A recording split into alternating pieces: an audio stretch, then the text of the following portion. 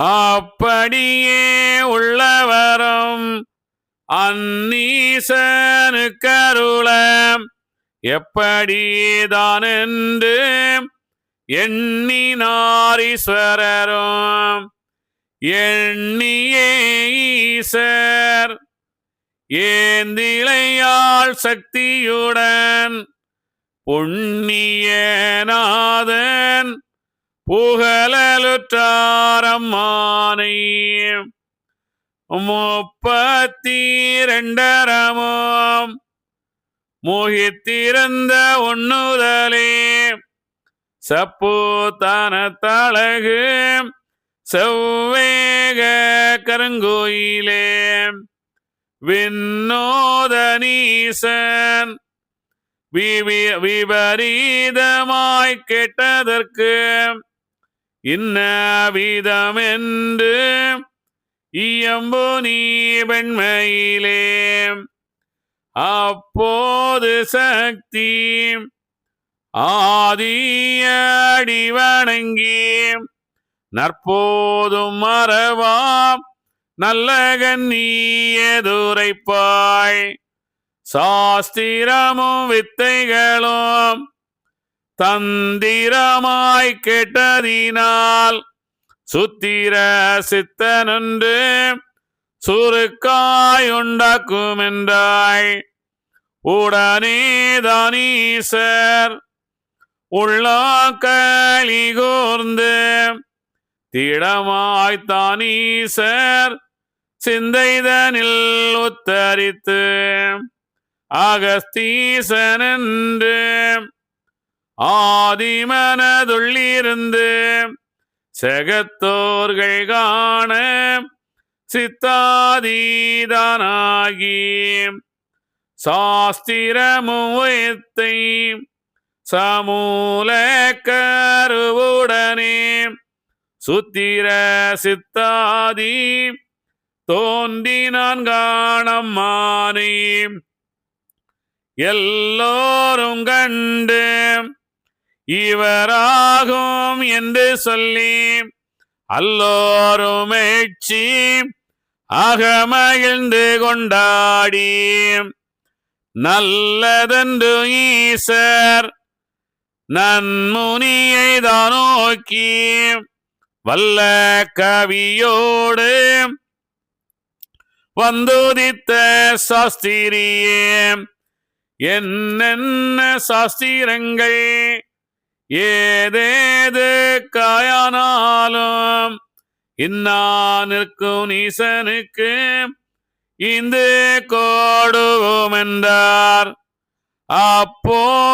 அப்போதகத்தீசர் ஆதிமறை முதலாய் மைப்போடும் வித்தை மாஞால அச்சரமும் கொடுத்தோம் எனவே கூறினார் மாமுனியும் கடுத்தமுள்ள நீசன் கையதிலேதான் வேண்டி நிகழ்த்தவே நிற்கவே விண்ணும் நிகழ்த்துவார் மாமுனியும் அக்கருகு சூடும் ஆதி முதல் அந்தம் வரை வசமாகும் வித்தை மரணமரா வித்தைகளும் நிசமாக்கும் வித்தை எல்லாம் நீசனுக்கே கொடுத்தோம்.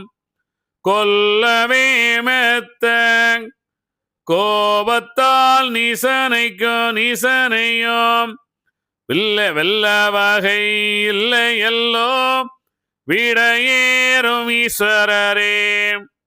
இந்நீசன் லோகமதில் இருந்தாலும் நாளையிலே அந்நீதமல்லால் அறமறிய மாட்டானே.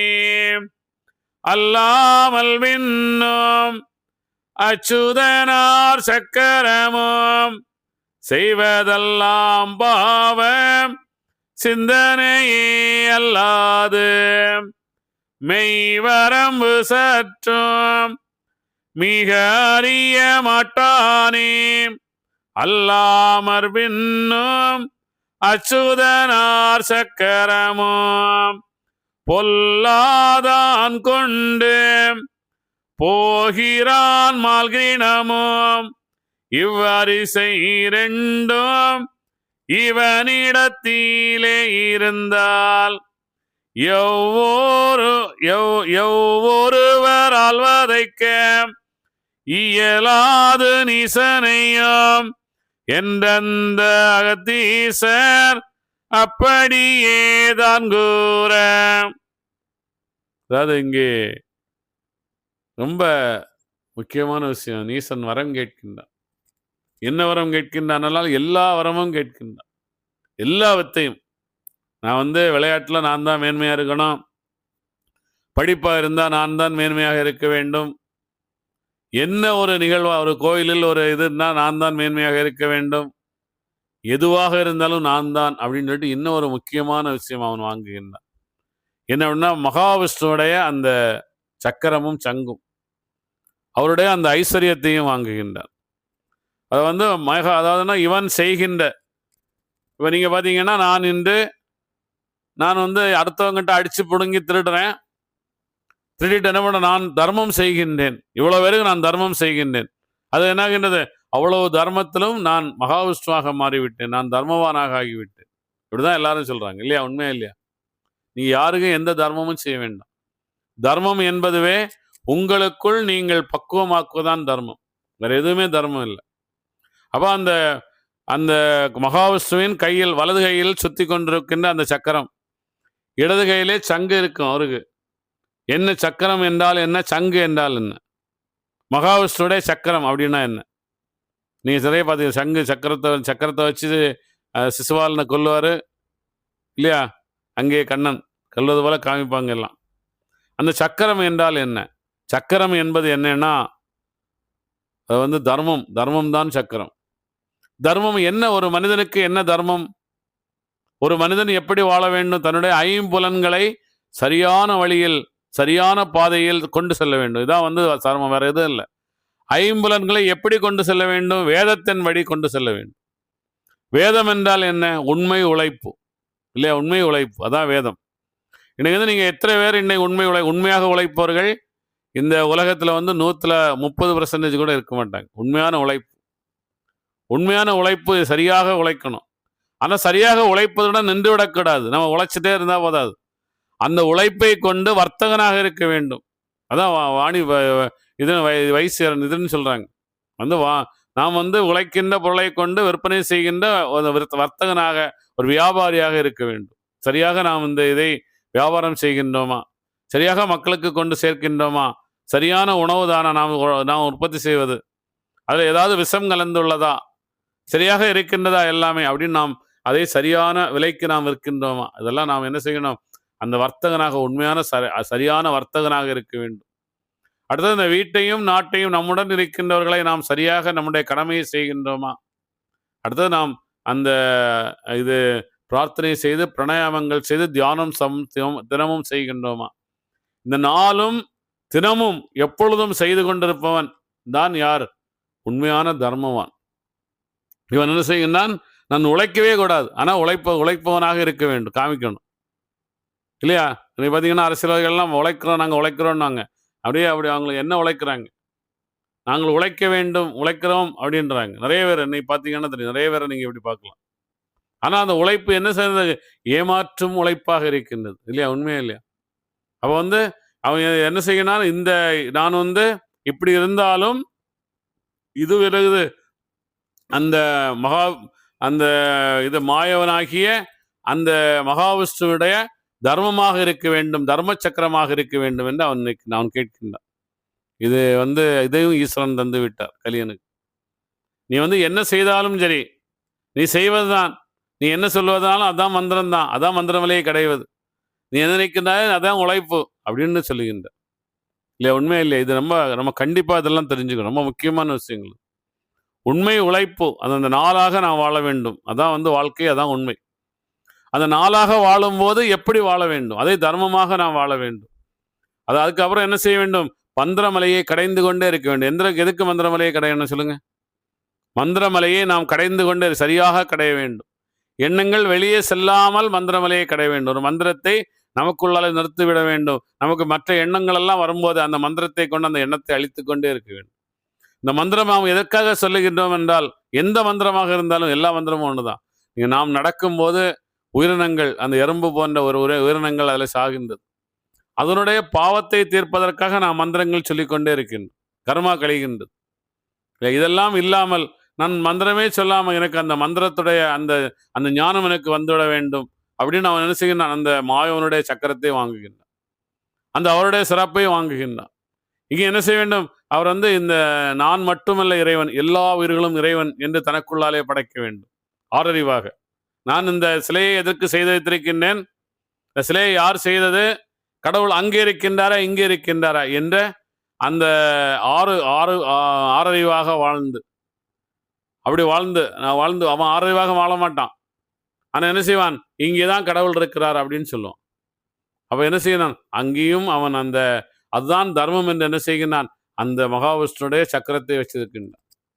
அவர் என்ன செய்ய? நான் ஒழுக்கமாக வாழுகின்றேன் அப்படின்னு சொல்லுவான். ஒழுக்கம் என்றால் என்ன? தாய் தந்தை சொல்வதை போல் கேட்கணும். தாய் தந்தை சொன்னாலும் அதிலும் சர்மம் இருக்கின்றதா அதர்மம் இருக்கின்றதா என்பதை பிரித்து சரியாக வாழணும், தர்மமாக வாழணும். அப்படி வாழுகின்றானா அப்படின்றது ஒழுக்கமாக வாழுகின்றானா, அது அப்படின்தான் ஒழுக்கமாக வாழ்வதை போல் இருப்பான். அந்த ஒழுக்கமாகத்தான் நான் வாழுகின்றேன் என்று அவனுக்குள்ளாலே ஒரு சாஸ்திரத்தை உருவாக்கி அவனுக்குள்ளாலே அந்த செயல்படுத்தி கொண்டிருப்பான். நான் ஒழுக்கமாகத்தான் வாழுகின்றேன் என்று. அதுதான் என்னது? அந்த திருமாலின் சக்கரம், அது அந்த மகாவிஷ்ணுவின் சக்கரம், அதுதான் தர்ம சக்கரம். அதுக்கு அடுத்து என்ன செய்கிறான்? அந்த தர்மத்தை காப்பாற்றுகின்றேன், நான் தான் தர்மத்தை காப்பாற்றுவான் என்று அலைந்து கொண்டிருக்கின்றான். ஆனால் தர்மத்தை அவன் காப்பாற்றுவான். அவன் தான் பிரச்சனைகளுக்கே காரணமாக இருப்பான்.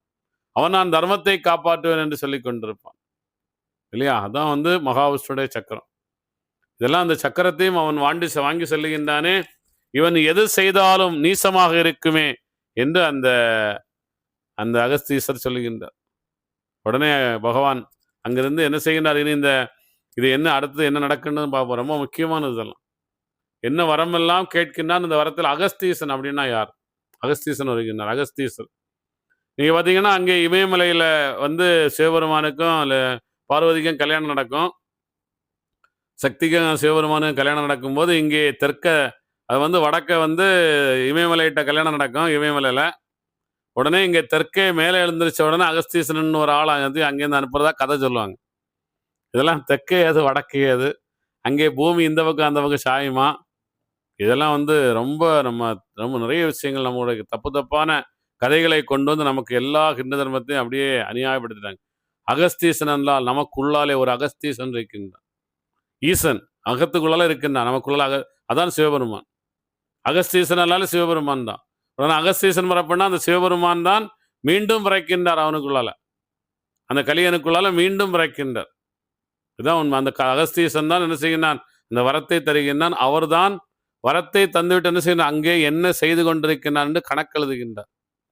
நாம் என்னென்ன செய்து கொண்டிருக்கின்றோம், நாம் என்னென்ன நினைத்து கொண்டிருக்கின்றோம் என்று நமக்குள்ளால இருந்து அவர் அதை எழுதி கொண்டே இருக்கின்றார். அதை அவர் ரெக்கார்ட் பண்ணிட்டே இருக்கிறார். அவன் மனசுல நினைச்சதெல்லாம் அவர் எழுதி வச்சிருப்பார். நம்ம இன்னும் நினைச்சிட்டு நம்ம மறந்து விட்டுருவோம். ஆனால் அது அங்கே எழுதப்பட்டிருக்கும். அதான் உண்மை. இதான் இங்கே சொல்லிட்டு அதான் அகஸ்தீசனை படைத்து அருளும் என்று யார் சொல்லுகின்றார்? சக்தி, நம்மளுடைய சக்தியாகிய உடல் சொல்லுகின்றார். அவர் அகஸ்தீசனை உடனே சிவபெருமான் படைத்து அந்த வரத்தை அவருக்கு தருகின்றார். அந்த வரத்தை வாங்கிட்டான். என்ன அடுத்தது என்ன நிகழுதுன்னு பார்ப்போம். என் அன்று ஸ்ரீரங்கர் ஆண்டி ஒரே தானாகி தலை விரித்து கந்தை சற்றே காலை பூண்டு சிலையில்லா வெங்கையினால் சென்றாரே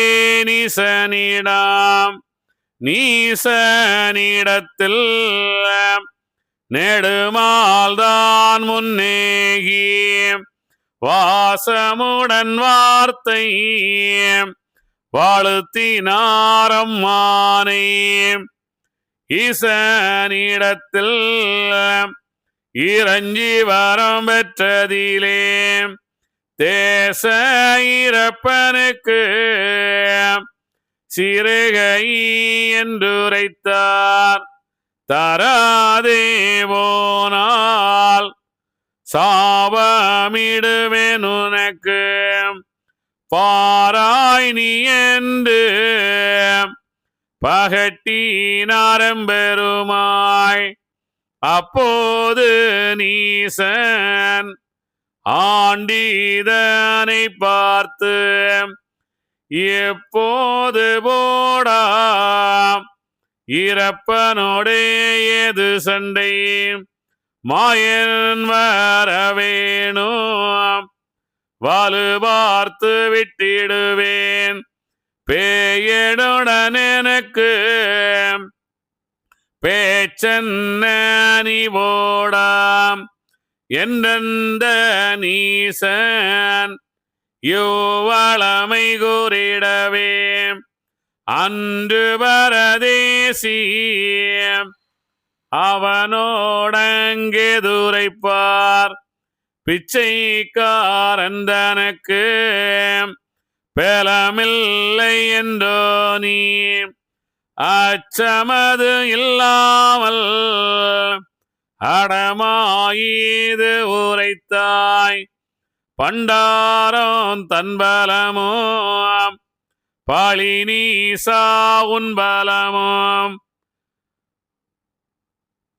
சண்டையிட்டு பார்த்தால் தான் தெரியும் மானீசாம் என்று பண்டாரம் இது உரைக்க நீசன் குன்று கறந்தெடுத்த கோபாலனோர் உரைப்பான். ஆழ்படைகள் இல்லாமல் ஆயுதங்கள் இல்லாமல் வேள்படைகள் இல்லாமல் வெட்டவாளும் இங்கு இல்லை தடி இல்லை சக்கரமும் தானில்லை உன் கையிலே மூடி விரித்து கந்தை உடுத்தவனோடு யுத்தமிட்டால் ஆண்மை இல்லை எந்தனுக்கு ஆயிலை மாறேசுவாரே தாயின் தாண்மை மொழி பேசாதே தலை விரித்த பேயானி தேவர் முதலாய் 30 முக்கோடி தேவரையும் வேலை கொள்ள சிவமூலம் பெற்றிருக்க ஒன்றில்லா பேயனோடு யுத்தமிட்டால் எந்தனையும் நந்தியுள்ள பெண்கள் நகைப்பார் நீ அப்புறம்போ எந்த நீசன் இயம்ப தீருமாலும் நன்று நீசா நானுரைக்க நீ கேளு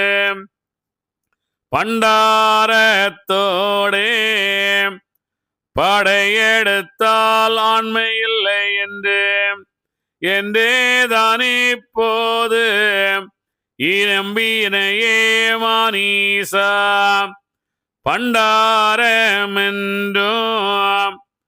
பைத்தியக்காரன் என்றும் ஒண்டியாய் வந்தவனோடு யுத்தமிட மாட்டேன் என்றும் பிச்சைக்காரனவும் பெரிய ஈரப்பன் என்றும் கச்சையில்லான் என்றும் கணைகம்பில்லாதான் என்றும் இப்படியே பண்டாரம் என்றிருக்கும் பேர்களிடம் எப்படையும் அம்பு செய்வது இல்லை என்று உண்மையுடன் சத்தியமாக தானுரை நீ பார்ப்போம் என்றார்.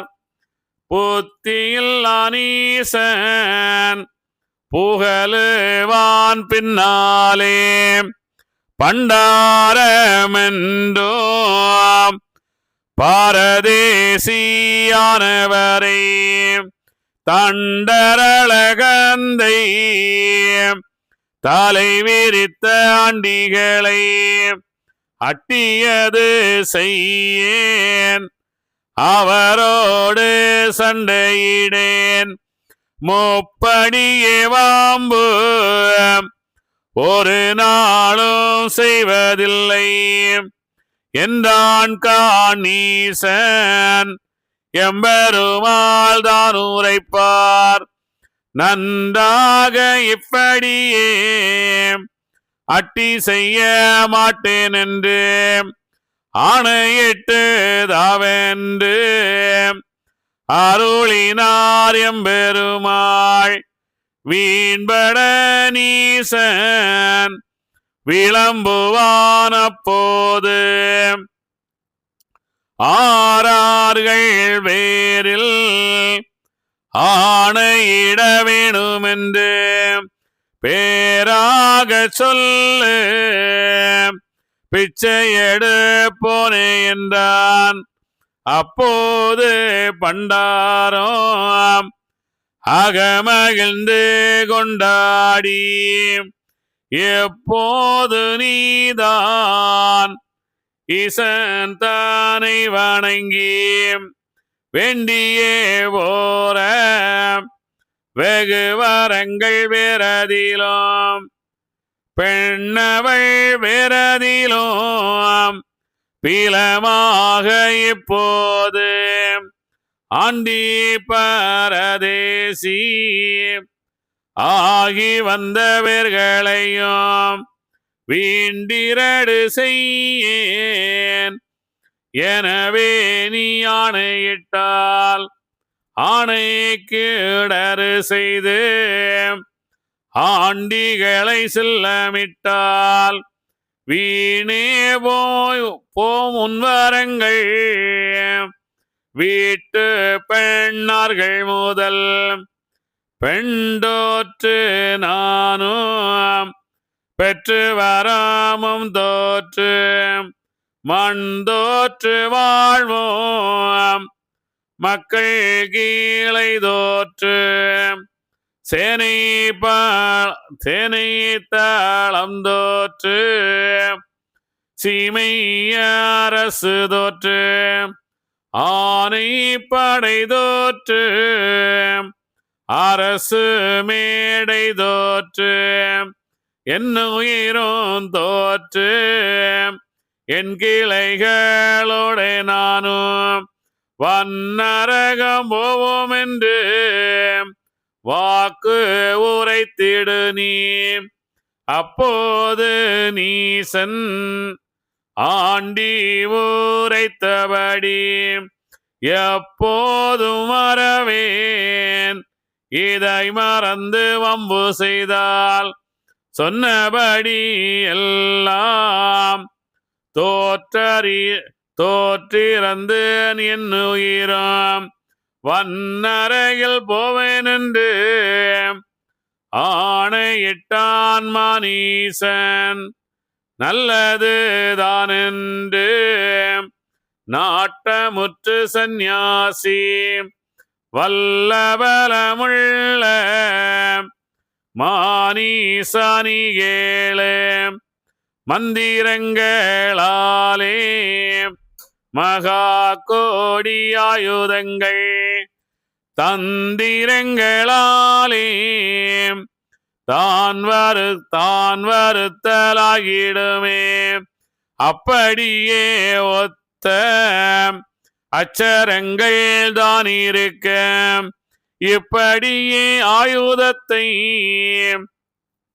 எடுத்து சுமப்பதென்ன நீ கேட்ட சக்கரத்தை நீ மேலவரர் தாராமல் தோணி கேட்ட வெற்றிரும்பை சுமவென்று தந்தாரே இரும்பை சுமந்தால் இல்லை காணொன்று பலன் தரும் பொருள் போலுள்ள சம்பாத்தியம் தாரேன் மண்டலங்கள் தேசம் வாழ்வுகள் உண்டாவதற்கும் கண்டார்கள் மெய்க்க கனக தீரவியம்போல் தருகிறேன் நான் உந்தனுக்கு தான் வேண்டு நீ எனவே பருமுருகாயாண்டி பகர்ந்தாரே நீசனுக்கு. அப்போது நீசன் அகமகிழ்ந்து கொண்டாடி எப்படியே தாருமென்று ஈந்தானே சக்கரத்தை வேண்டி சங்கு சரத்தாமன் மிக்க பணமாக்கி மிகுத்த சக்கராயுதத்தை சபிக்கவே மாயன் சக்கராயுதங்கேட்கும் நீசனிடத்தில் என்னை பணமாக்கி ஈயுரே சுவாமி இப்போது சாபமிட்டு இப்போதிடும் சாபம் எப்போது தீருமென்று அப்போது சக்கரமும் ஆண்டி அடி போற்றிடவே காலி மாறும்போது கடரும் என்றான் உன் சாபம் வலியான சக்கரமும் வாய்த்தவனமாகியதே. அதாவது ரொம்ப முக்கியமான நிகழ்வு இங்கே நடக்கின்றது. அவன் அந்த நீசன் என்ன செய்கின்றான், அந்த வரம் வேண்டி வருகின்ற கொண்டிருக்கின்றான். என்ன வரம் எல்லாம் வேண்டினா அந்த மகாவிஷ்ணுடைய அந்த சக்கரம், அது ரொம்ப முக்கியமானது. தர்ம சக்கரம். அந்த தர்ம சக்கரத்தை வாங்கி வரும்போது இவர் என்ன செய்கின்றார், பண்டாரமாக செல்லுகின்றார். பண்டார வேஷமாக அவனிடம் சண்டை போட செல்லுகின்றார். இப்போ நம்ம நீட்டாக ஒரு மனைவி கல்யாணம் பண்ணிட்டு நீட்டாக ஒரு இடத்துக்கு போயிட்டு இருக்கும்போது ஒரு பண்டாரம் நம்மகிட்ட சண்டை பண்ணால் நம்ம என்ன பண்ணுவோம், அழகாக நம்ம ஐஸ்வர்யமாக நல்ல அழகாக நிறைய நகைகள் எல்லாம் போட்டு நாம் திருமணம் எல்லாம் செய்துட்டு அப்படியே நிறைய ஜாலியாக நடந்து போயிட்டு இருக்கிறோம். இறைவனிடம் நாம் இப்படியெல்லாம் வாழ வேண்டும் என்று வரத்தையும் வாங்கி கொண்டு செல்லுகின்றோம் இல்லையா. நமக்கு இறைவன் வரம் தருகின்றான் நம்முடைய உயிராகிய சிவபெருமான். அதையும் வாங்கிட்டு நம்ம போய் கொண்டிருக்கின்றோம். அப்போ அந்த பண்டாரம் சண்டை போடுறான். நம்ம என்ன செய்வோம், அமைதியாக அடக்கமாக ஒதுங்கி அவனிடமிருந்து ஒதுங்கி சென்று விடுவோம். இதுதானே உண்மை. அதே போல அந்த நீசன் என்ன செய்கின்றான், அவர் சண்டை போட செல்லுகின்றார், அவர் ஒதுங்கி செல்லுகின்றார். அப்பொழுது நீ என்ன செய்யணும், இந்த ஆண்டி போல இருக்கின்ற இந்த பண்டாரங்களிடம் நீ சண்டை போட்டால் நீ வாங்கின அனைத்து வரமும் நீ தோத்து விடவாய் அப்படின்னு சொல்லுகின்றார். அப்படின்னு எனக்கு ஆணையிட்டு தா என்று சொல்லுகின்றார். அவர் ஆணையிட்டு தருகின்றார். இது ரொம்பவே நம்ம கண்டிப்பாக தெரிஞ்சுக்கணும். என்ன அப்படின்னா, யாராக இருந்தாலும் அதை உங்களோட சண்டை போட வந்தால் நீ சண்டை போடு. யாராக இருந்தால் உன்னை பிரச்சனை பண்ணால் நீ சண்டை போடு. அமைதியாக சென்று கொண்டிருப்பவரிடம் நீங்கள் சண்டைக்கு சென்றால் உங்களுடைய எல்லா இதுவும் அத்துவிடும், எல்லாமே சென்றுவிடும். உங்களுடைய ஐஸ்வர்யங்கள், உங்களுடைய எல்லா பிரச்சனைகளும் சென்றுவிடும். இது ரொம்ப முக்கியமானது. நீ சண்டையிடணும்னா உங்கள்கிட்ட சண்டை வரவன்ட்ட சண்டை போடு. நீ அமைதியாக அவனுடைய வேலை உண்டு அவன் உண்டு வாழ்ந்து கொண்டிருப்போம் தான் ஆண்டிகள் இல்லையா, உண்மையா இல்லையா. அவனுடைய வேலை, அவனுடைய ஆக்கமடைக்கு அமர்ந்து அவன் எல்லாம் அமர்ந்து அமைதியாக அவனுடைய தியானம் தவம் இதை செய்து அவனுடைய வாழ்க்கையை சரியாக கர்மாவை சரியாக கழித்து சென்று கொண்டிருப்பவனிடம் சென்று நீ சண்டை போட்டியன்னா உன்னுடைய அனைத்து விஷயமும் அங்கே தூளாகிவிடும். இதை தான் சொல்லுகின்றாரே பகவான். யாருக்கு நடக்குது, இதுவும் ஒரு மனிதனுக்கு தான். அதே மனிதனுக்கு தான் அவன் ஐயா வைகுண்டத்தை சொல்லி கொண்டு வருகின்ற வாழ்க்கை பாதை. நீ சண்டையே போடாது. அங்கே என்ன செய்கிறார், அந்த தர்மத்தை இப்போது சக்கரமாக தந்திருக்கின்றார். நம்ம என்ன செய்யறோம், காசை கொண்டு நாம் தர்மம் செய்து விடலாம். நான் 10 ஏழைகளுக்கு அன்னதானம் செய்து விட்டேன், நான் பலருக்கு நோய் ஆபரேஷன் பண்றது பணம் கொடுத்து விட்டேன், இதெல்லாமா தர்மம்? தர்மம் என்பதுவே உன்னுடைய உடலை நீ சரியாக கவனித்து உன்னுடைய உடலை நீ என்ன செய்கின்றாய், அந்த இறைவனை தேடுகின்ற வழியை நீ செய்து கொள். அப்படி அந்த வழியை நீ செய்து அகத்தில் சென்று அந்த இறைவனை நீ தெளிந்து கொண்டால் நீ பல உயிர்களுக்கு நீ என்ன செய்யலாம், அதை நீ சொல்லலாம். பல உயிர்களுக்கு அந்த வழியை நீ காட்டலாம். பல உயிரினங்களை நீ மேம்படுத்தலாம். இதற்காக தான் இங்கே இதெல்லாம் தந்திருக்கின்றார். அதை நீ செய் அப்படின்னு தான் சொல்றாங்க. அதுக்கு தான் இந்த இது தேவைப்பட வேண்டும் அப்படின்னு சொல்லிட்டுறாங்க. அடுத்து என்ன சொல்றாங்கன்னு பார்ப்போம்.